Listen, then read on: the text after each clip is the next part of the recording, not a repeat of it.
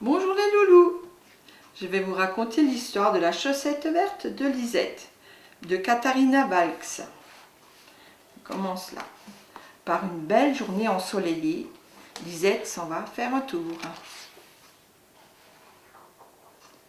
Elle n'est pas encore très loin quand elle trouve une chaussette, une jolie chaussette verte. J'en ai de la chance, dit Lisette. Ce n'est pas tous les jours qu'on trouve une aussi belle chaussette. Elle l'enfile gaiement et continue son chemin. Peu après, Lisette rencontre Matou et Matoche, les frères chats qui adorent l'embêter. « Regardez ce que j'ai trouvé !» leur crie-t-elle, toute fière. Mais les frères se moquent d'elle. « Une chaussette ? Quelle est bête, cette Lisette ! Et la deuxième, où est-elle ? Ça va par deux, les chaussettes. » « Ah bon, dit Lisette, ça va par deux. Alors je dois trouver la deuxième. » Lisette grimpe dans le plus grand arbre des arbres. Et de là-haut, elle voit absolument tout. Hélas, elle a beau écarquiller les yeux, elle ne voit pas l'ombre d'une chaussette. « Je sais, s'écrie-t-elle soudain, elle est tombée dans la mare. C'est pour ça que je ne la vois pas. » Et vite, elle redescend et elle court vers la mare. Lisette plonge la tête dans l'eau froide. Heureusement qu'un poisson passe par là, justement. Il va peut-être pouvoir l'aider. « Bonjour, monsieur le poisson. Vous n'auriez pas vu une chaussette ?»« Non, dit le poisson. Mais regarde, j'ai trouvé une énorme cafetière et un petit râteau. C'est formidable, non, tout ce qui tombe dans l'eau. » « Oui, soupire Lisette. Moi, je cherche une chaussette. »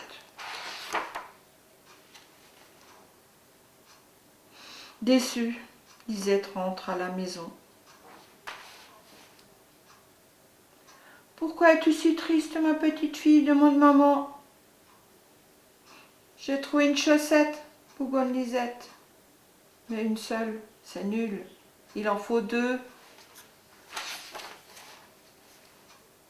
« C'est vrai, dit maman. Les chaussettes vont par paire, comme les chaussures. Donne-la-moi, je vais la laver. Tu ne peux pas porter une chaussette trouvée par terre, c'est sale. » Et maman lave et elle accroche le linge. Lisette s'assoit et attend que la chaussette sèche. « Il est à toi ce bonnet ?» Lisette se retourne, c'est son copain Bébert. « Ce n'est pas un bonnet, lui dit-elle, c'est une chaussette. »« Ah !» dit Bébert étonné. « N'empêche que j'ai toujours rêvé d'avoir un bonnet comme celui-là.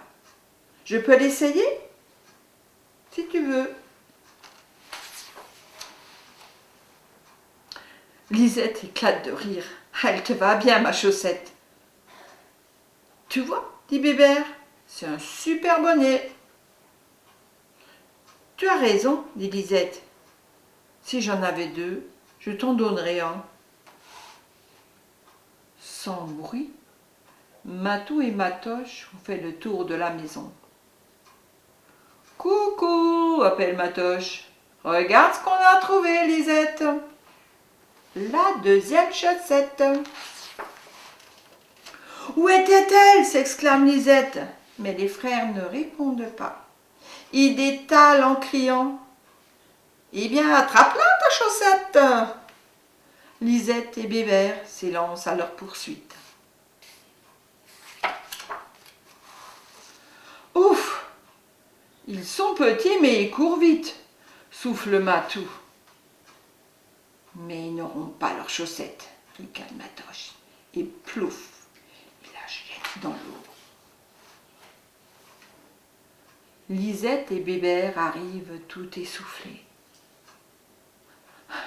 « Allez, dit Lisette, donne-nous la chaussette maintenant. »«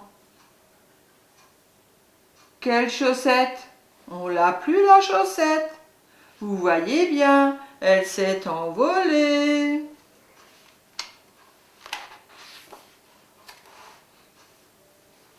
Bébert entraîne Lisette. « Laisse tomber, dit-il. Ils sont méchants.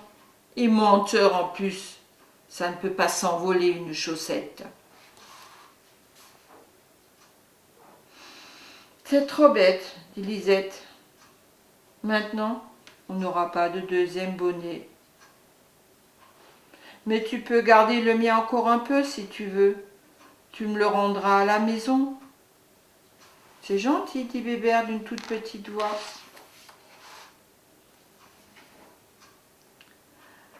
À la maison, une surprise les attend. La maman de Lisette a tricoté une nouvelle chaussette, une verte, exactement la même que l'autre. Lisette saute de joie, embrasse sa maman. « Tu la mets sur la tête ?» s'étonne maman. « Comme Bébert ?»« Mais oui, c'est ça qui est bien, explique Lisette, les yeux brillants. Maintenant, on a tous les deux un super bonnet. » Bébert se met à danser, tellement il est content.